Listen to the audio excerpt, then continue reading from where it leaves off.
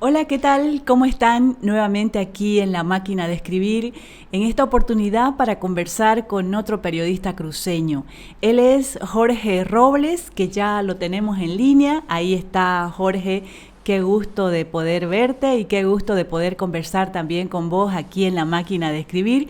Entiendo, Jorge, que estás, bueno, porque lo vi en las redes sociales, ¿no? Que estás convaleciente. ¿Qué pasó? Estás saliendo de una cirugía, creo, ¿no?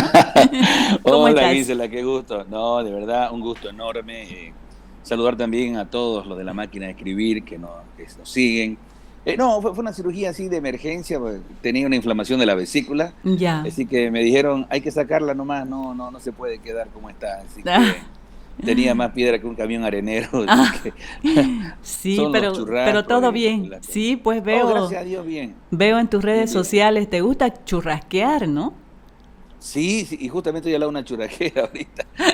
Sí, lo he suspendido ahora por los incendios forestales y los humos que hay, ¿no?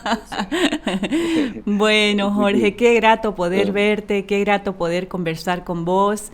Vamos a hablar de periodismo, vamos a hablar de tu carrera como periodista, como comunicador también. Entonces, andate preparando porque va a ser una breve conversación, pero bastante rica, si se quiere. Jorge, ¿vos sos chaqueño o te he visto siempre con tu poro, tu mate? Te veo se van haciendo videos de cómo cebar el mate o tus orígenes son sí. del Chaco. A ver, contame. Bueno, yo en realidad nací en Yacuiba, capital federal, le decimos. Eh, bueno, allá desde los 6 meses empezás a tomar mate. Yo nací en Yacuiba, vivo cerca de 40 años aquí en Santa Cruz, me vine cuando tenía apenas 16 años. Y bueno, establecimos ya aquí mi familia. Me casé con Gaby Rubio, una mujer de acá. Mis hijos nacieron acá. Entonces echamos raíces, echamos fuerzas acá. Y bueno, como te digo, nací allá en el sur del país. Por eso es la tradición del mate, ¿no? Qué bonito. Y también de la carne, ¿no? Porque al chaqueño le gusta el mate, le Ah, gusta la carne, le no. gusta el queso. Mi madre era chaqueña, por eso te digo. Sí, sí, sí, sí. No, mencionaste, infaltable era eso. Sí. El mate, el queso, el churrasco. Es que rico, ¿ah? Así es. Bueno, Jorge, entiendo que estás de jefe de prensa en Santa Cruz en Cadena A. ¿Cómo te está yendo?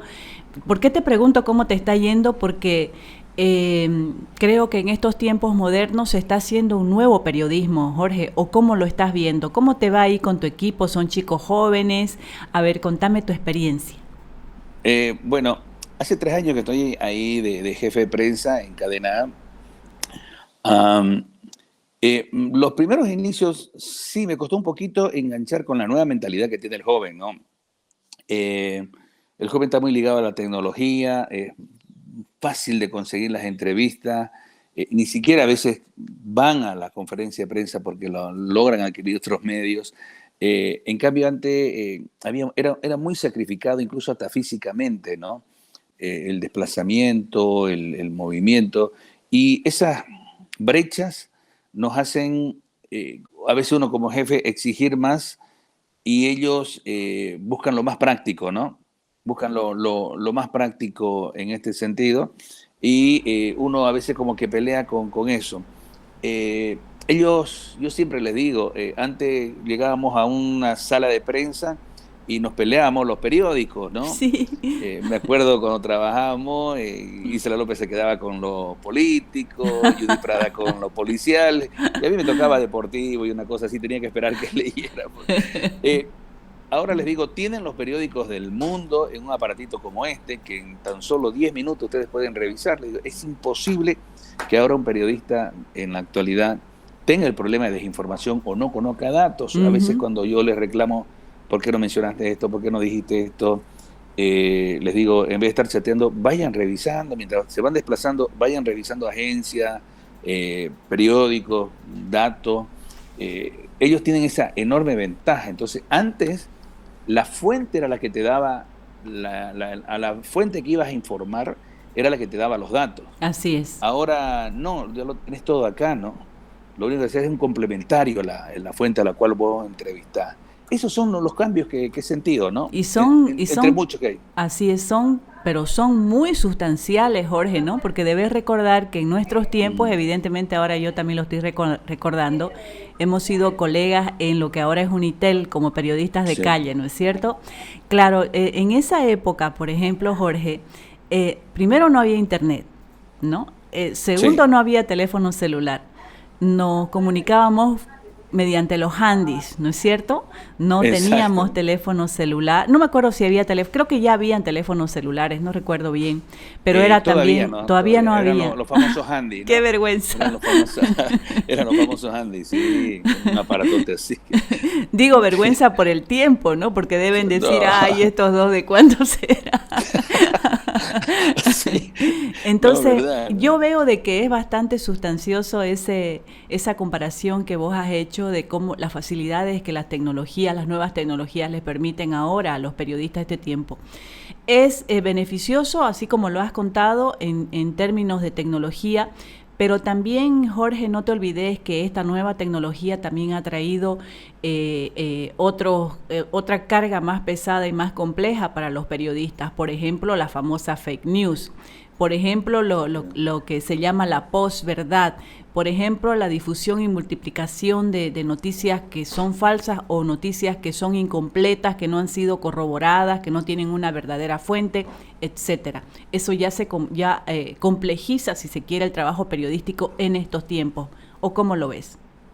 Sí, hubieron dos eventos mundiales muy fuertes, ¿no? La famosa Primavera Árabe, que ahí este aparatito sirvió para convocar, cuando los medios oficiales habían sido tomados, se permitió con esto derrotar a un dictador como Gaddafi y otros, y se utilizaba este aparatito para poder mandar los mensajes y concentrar y convocar a la gente. Ahí fue fundamental. De ahí viene lo que vos mencionaste, ¿no? Muchas plataformas, muchas personas que tratan bajo un concepto que lo hemos escuchado mucho. Nosotros publicamos lo que no publican los medios, dice, ¿no? O lo que callan los medios. Pero finalmente, por ejemplo, en procesos como procesos electorales, el ciudadano no ha ido a las redes sociales, ha vuelto a los medios tradicionales por la credibilidad que hay para conocer los datos. Entonces, eso ha sido fundamental en este último tiempo.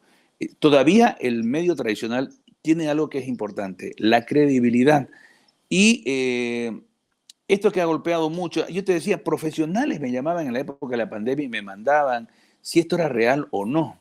O sea, me llamaban al periodista para confirmar o no confirmar, y yo le decía, no, es un fake news, o sea, no tomes en cuenta eso. Entonces, la gente busca bases de credibilidad y las redes sociales ahora, ellas mismas se han encargado. ¿Te acuerdas que cuando aparece la televisión con fuerza, estamos hablando de la década de 80 aquí en Santa Cruz, sí, como que la radio bajó un poquito y decía, no, es la muerte de la radio. Así ¿no? es, No, sí. ahora la televisión y las noticias y todo el mundo, y como que bajó un poquito la radio.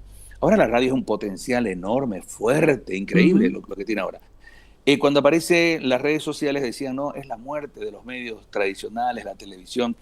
Lo que pasa es que la red viene a sumarse a uno más de los medios de comunicación. Y la gente valora y mira y dice, no, busco lo tradicional por la credibilidad, porque creo. Acá en las redes sociales puede encontrar algunas cosas, pero se da cuenta que son personas, son criterios lo que dan y que no es lo esencial, ¿no? Ojalá sí sea, ojalá que haya una discriminación en la búsqueda de la información por parte de la gente. Me parece muy positivo ese pensamiento. Ojalá que así sea, Jorge. Jorge, yo quisiera un poquito retroceder en el tiempo y quisiera que me contés cómo fueron tus inicios como periodista. Comenzaste en la radio, entiendo, luego la televisión. ¿Cómo ha sido tu carrera, Jorge? Bueno, allá en el año 93... había acabado yo la universidad un viernes y un lunes me llama el gran maestro que a mí me enseñó muchísimo en periodismo, fue Napoleón Ardaya, que me invita a trabajar para la radio, para hacer la locución del noticiero del mediodía, siempre ligado a noticias, ¿no? Y fue mi primera experiencia y él me enseñó las bases básicas de lo que es la buena escritura, el buen lenguaje en noticiero. Después empecé yo a trabajar en Radio Centenario La Nueva, haciendo las noticias. Ujú. Y un día en conferencia de prensa, una morenita hermosa se me acerca al oído y me dice, oye, ¿no querés trabajar allá en Tele Oriente, Canal 9? Se está necesitando un coordinador. Y yo, claro, le digo, ¿no? Y esa chica es justamente Gisela López, que me introduce a los medios, ¿no? A Y la estaba tele. claro, Julio César Caballero estaba, Correcto. recién había desaparecido el periodista Oscar Zambrano. Óscar Zambrano. Correcto. Entonces él asume justamente esa dirección, ¿no? Sí. Y ahí fue que me formé viéndote, empezamos a formar un equipo, luego por esas cosas de la vida, mirá, teníamos un colega de trabajo que se enfermó un sábado y había que hacer un reportaje especial en el Torno por una epidemia. Y me dicen, Jorge, ¿te animás a hacer un reportaje sobre esto? Andate. Y me dice, haces despacho, haces todo. Y voy justamente. Ese día Ujú. era la reunión del directorio de Canal 9 Teleoriente.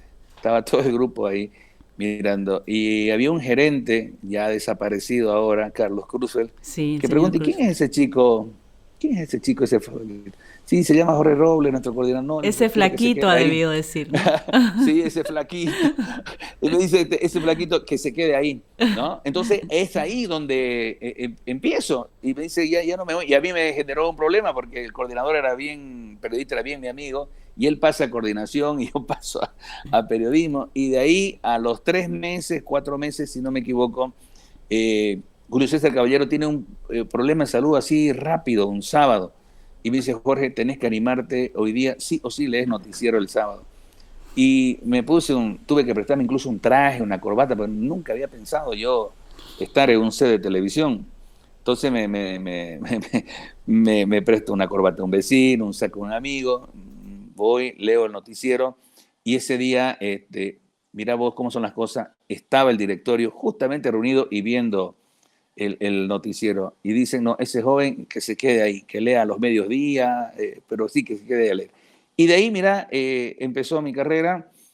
Estuve 8 años en Unitel, entre ida y venida.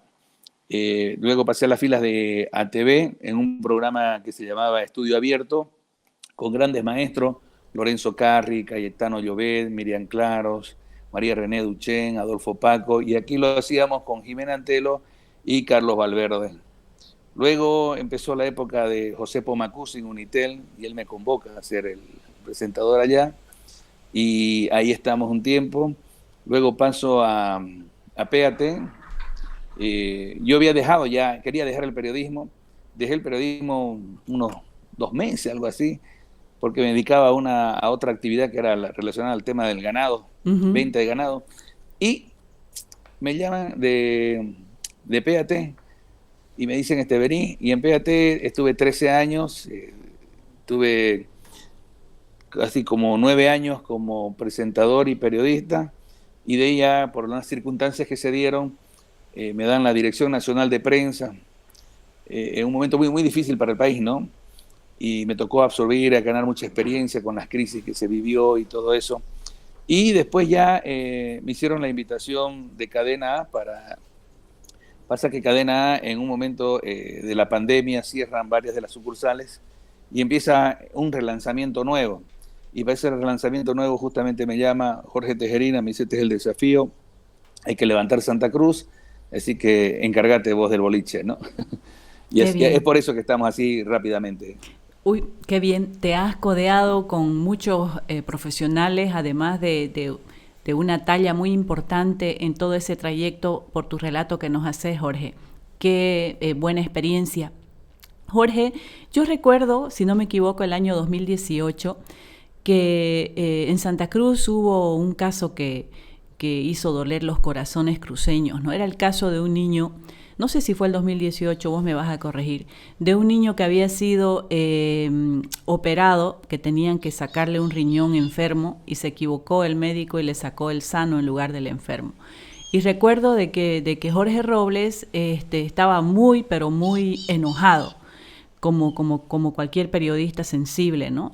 Y me Sí. acuerdo que ofreciste donar un riñón y que lo pusiste contra la pared al médico también en ese momento, porque ibas a donar el riñón si él donaba el suyo, ¿no es cierto? ¿Qué pasó en ese momento, Jorge? Contame. Fue una mezcla de muchas cosas, ¿no? Mira, nosotros tenemos temas humanos muy, muy fuertes todos los días, ¿no?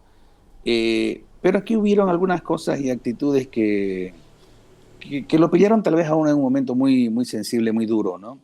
Eh, Sentí una forma de decir, ay, le echamos pele acá, fue un error, entonces, pero está el chico ahí, vamos a ver qué hacemos, ¿no? Y no vi un momento, una reacción de decir, "Ucha, vamos a poner todo nuestro esfuerzo para hacerlo", pese a que creo que le han puesto todo el esfuerzo. Entonces, eso me enojó mucho y en un momento tomé esa decisión de lanzar un desafío fuerte, de poderle yo donar. Lo había decidido incluso, ¿no? Había orado yo mucho a Dios y sentí que Él me dijo, bueno, dale vos, te toca a vos. Y yo lo sentí así, entonces dije, bueno, esta es la mejor manera. Ahí hablé y lo hice público, fui al hospital, hablé con los padres, digo, yo quiero donar mi riñón eh, para salvar a su hijo. Vimos, y fui y me entrevisto con el doctor Elan Bacadíes, Ujú, que él es el especialista, era especialista justamente en temas de riñones, ujú. y me dice, Jorge, vamos a hacer unos estudios previos, veamos y cómo se procede. Y bueno, habían dos cosas. Uno, que por mi edad mis riñones eran muy grandes, para la cavidad que tenía no cabían ahí. Y Ujú. tampoco el riñón es como el hígado, que vos lo cortás un pedazo y Mm, logran adaptarlo, ¿no? ujú. El riñón no tiene salir completo y no le hacía, no le hacía por ese lado. Ya. Entonces, entre, bueno, frustración y algo, y Dios sabe, me dice, es mejor esperar y ver cómo se evoluciona.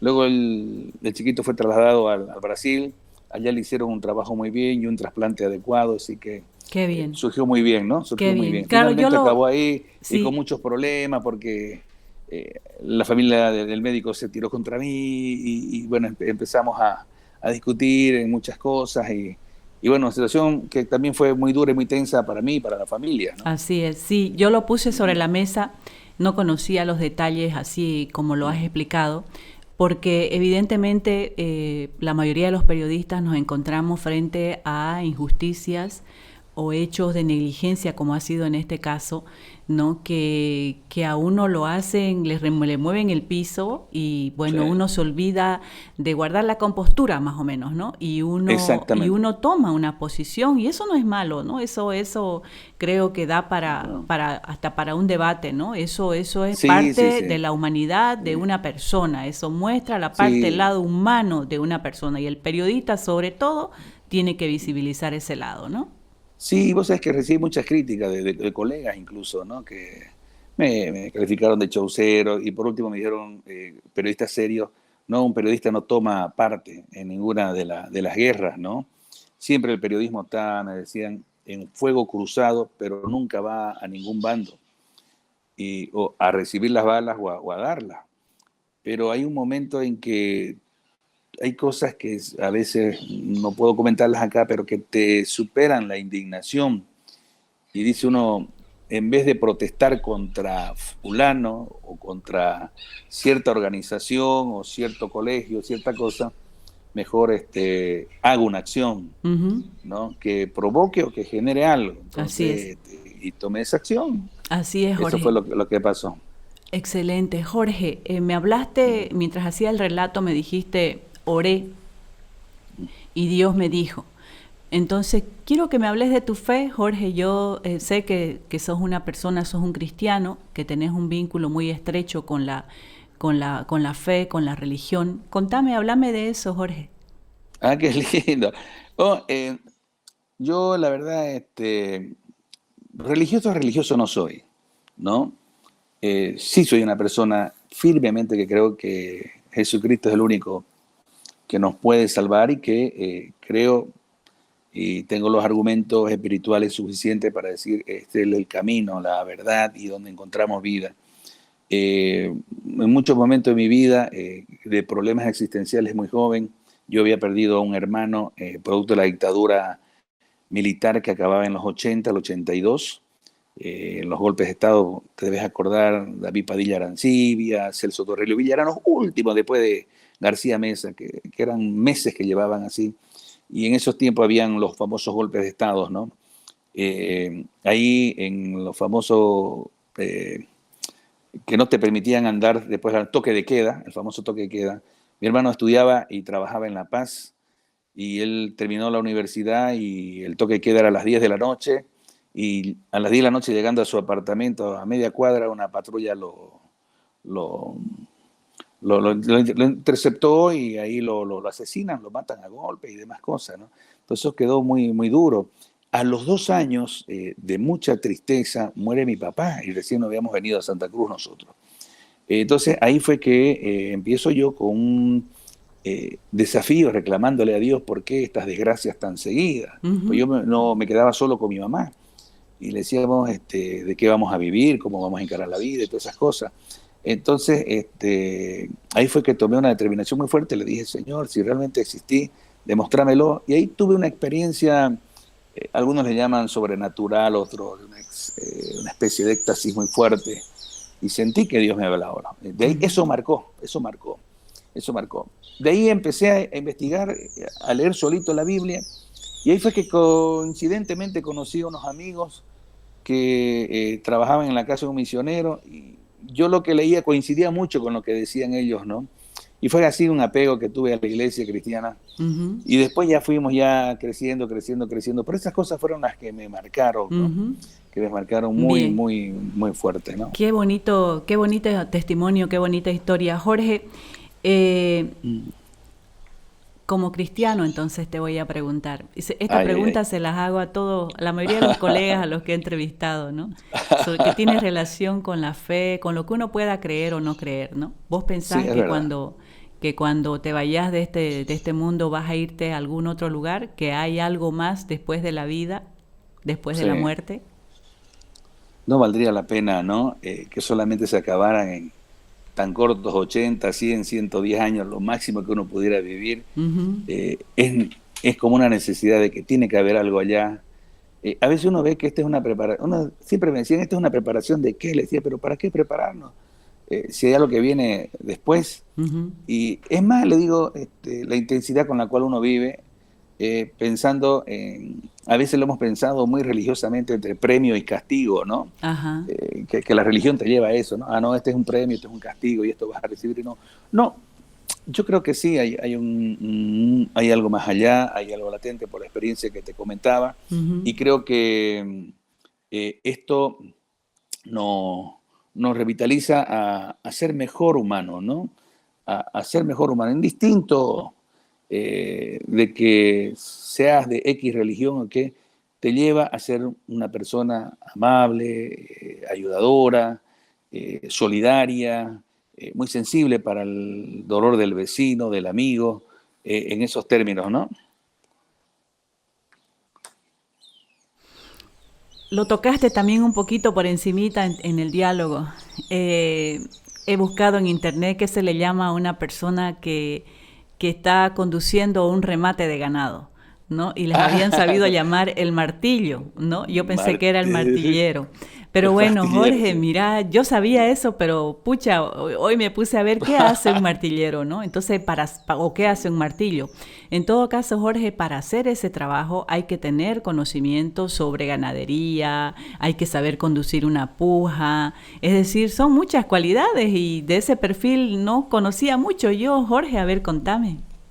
Yo era maestro de ceremonia de la cabaña en Sausalito, del grupo Monasterio, Ya. en sus remates que ella hacía. Y bueno, era solamente presentar al martillero, solamente era eso. Y viene un amigo y me dice, Jorge, ¿por qué no, te animas a ser martillero? Y, y ya cuando veo todo lo que se hacía, pues no conocía yo absolutamente nada de vacas, ¿no? Siempre me mandaban al área agropecuario, porque antes teníamos sectores, ¿no? Sector Así era, sí, policial, judicial, el sí. sector política, deportes. Agropecuarias. Me dicen a mí, bueno, y era alargarme así, y me dan 2, 3 pautas nada más. Y le digo, no, yo necesito por lo menos entenderle más al asunto. Claro. Y me entré a un curso de juzgamiento aquí en la Feria Exposición, que justamente hablaba de los tipos de ganado, y me puse a leer literatura, porque no sabía diferenciar una vaca de un toro, ¿no? A ese nivel. Y las razas, No, tenés que saber no qué tipo sabía, de razas no, hay y todo. no. Yo las veía todas igual, eran blancas todas y eran blancas nomás, ¿no? Entonces eh, venía el mejor martillero que hay en Sudamérica, que es un brasileño, Guillermo Sánchez, y yo me voy a sus remates que él hacía, yo me anotaba lo que él hacía, cómo dirigía, cómo llevaba adelante las pujas, toda su técnica, lo observaba, lo miraba en video, lo estudié prácticamente a él, que era el mejor. Y de ahí entré a ese curso y era el único que no era veterinario en ese curso, era periodista. Y mira cómo es la cosa. Yo el día anterior había estudiado todos los huesos de la vaca y era como una especie de examen que te llamaban y te decían, saque este hueso y tenías que describirlo. Ajá. Entonces, y los de Asocebú, por hacerse la burla de mí, me llaman y me dicen, saque un hueso. Yo saco un hueso y empiezo a describirlo. ¿Cuál era la ventaja del periodista? Que sabemos describir hechos, Así es, ¿no? sí, Entonces sí. empiezo a describir que el hueso era así, que era ondulado, que tenía tal cosa, una forma tal cual, el tamaño. Yo ni sabía el nombre del hueso, ¿no? Pero lo describía de una manera que el brasileño me dice, ¿dónde estudié yo veterinaria? No, le digo, yo soy periodista, ¿no? Y él no quedaba bien asombrado. Luego, en 13 años trabajé como Ah, martillero. sí. Tengo el orgullo de haber vendido el animal más caro muchos son los remates, ¿no? Hay los de élite, los de consumo y los de peso. En el de consumo vendí una de las vacas más caras y finalmente hice una carrera ahí, ¿no? Muy aparte, muy Realmente una apasionante. carrera. Sí, y así, que me cayó así de arriba, digamos, ¿no? Ajá. Estos accidentes que tiene, y que me encantó y ya paraba en el campo y ya... eh, ahí fue que dejé 2 meses la televisión para dedicarme netamente a ello. Ya. Y fue después ya que me convocaron de una red para trabajar con ellos, entonces compartía mi tiempo entre lo que era el martillero y lo que era la televisión, ¿no? Qué Era una bonito. mezcla de cosas. Qué bien, Jorge. Eh, un poquito volvamos al periodismo ya casi en la parte final.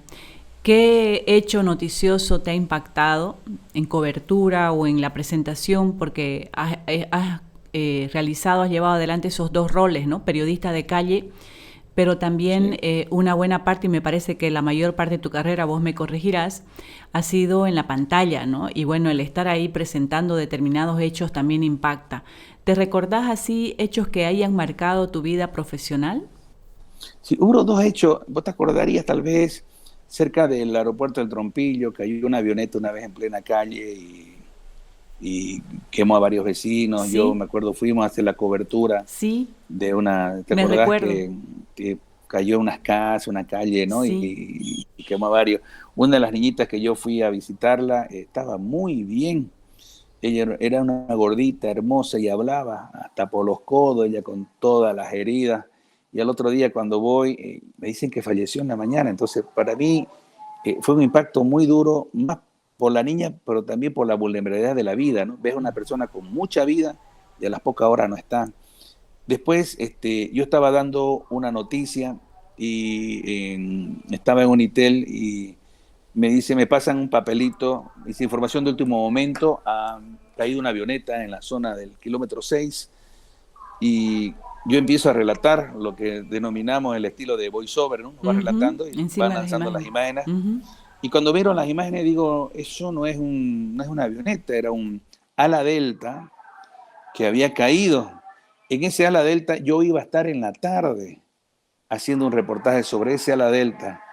El día anterior habíamos hecho el reportaje, pero teníamos unas cámaras Humati que se nos fregó por el sonido del motor. Es un aparatito pequeño con alas y quedamos con este grupo de que nos volvíamos a encontrar al otro día. Ujú. Y yo llegué 5 minutos tarde y los europeos son muy puntuales y nosotros somos impuntuales. Llegué y ya los tipos estaban volando con los que yo iba a volar, ¿no? Uy, Y ahí me di cuenta y quedé un poco así como tartamudeando y con un nudo aquí en la garganta, viendo que realmente ahí tenía que estar yo, porque ahí sí, estaban los cuerpos de las personas con las cuales yo iba a volar, pues, ¿no? No era tu momento. No era el momento, parece, ¿no? No era tu Tiene momento. mucho de esos momentos, sí, sí, sí. Qué bien, Jorge. ¿Y alguna anécdota? Yo te recuerdo Uy, como una persona, un colega lleno de chispa, bromista, ¿no? Siempre encontrándole su doble sentido, ¿no? todos lo conocen en este pueblo, a Choco Wen, que es periodista deportivo. Claro, joven, simpático, alto, de buena melena. Llegó a la alcaldía una vez de traje y corbata, y estábamos con Enrique Salazar, los dos, haciendo una pausa, cuando nos acercamos y hablamos con Choco Wen, pero hablábamos de fútbol, de otra cosa. Y llega un periodista, no voy a mencionar su nombre, y ya se ha ido Choco Wen, y nos preguntó quién era él. Y le dijimos nosotros, es el agregado comercial de la Embajada Americana, que está visitando y lo persiguió y lo persiguió. Entonces, cuando se le acercaba el periodista, le decía, Mister, excuse me. Y Chocobén se da la vuelta, ¿no? Sí, le dice, excuse me. Le dice, ¿no? Más bien que, más Usted es el bien. agregado usted es el agregado comercial del... Y ya le explica, ¿no? Y el periodista ese nos buscaba para tratarnos de pegarnos en la plaza y nosotros Sí, esas bromas son bien características de vos, Jorge. Qué sí, agradable conversar con sí. vos. Ya estamos prácticamente cerrando este encuentro con un periodista cruceño, Jorge Robles, periodista chaqueño, formado Ay, ay, aquí en ay. Santa Cruz, radio, televisión, ahora responsable del departamento de prensa de Cadena A. Excelente, Jorge. Muchas gracias por haber compartido estos minutos conmigo. No, por favor, ha sido un gusto enorme, qué gusto verte. Gisela, nos conocemos de tanto tiempo, gracias a Sí. vos entré a la Ah, televisión, es un agradecimiento que hago público. A veces no he tenido la oportunidad de hacértelo en lo personal, pero de verdad, yo te quedo muy agradecido porque Dios hace esas cosas, ¿no? Mira, te puso en el momento, ¿quién iba a creer que iba a trascender tanto en la televisión? Pero fue porque se abren esas puertas y vos me la abriste allá cuando estábamos sí, empezando hace... entraste a la Sí. televisión por las cualidades que tuviste, Jorge, y mira, te has mantenido en el tiempo, el progreso que has tenido, así que más bien las gracias a vos por la amistad, por las experiencias, ¿no? Así que muchas gracias. Hasta una Gracias, próxima. Gisela. Con gusto, siempre atento, ¿eh? Bueno, también cerramos esta entrevista, este diálogo, una conversación muy agradable, muy grata con el periodista Jorge Robles y será hasta una próxima entrega. Muchas gracias.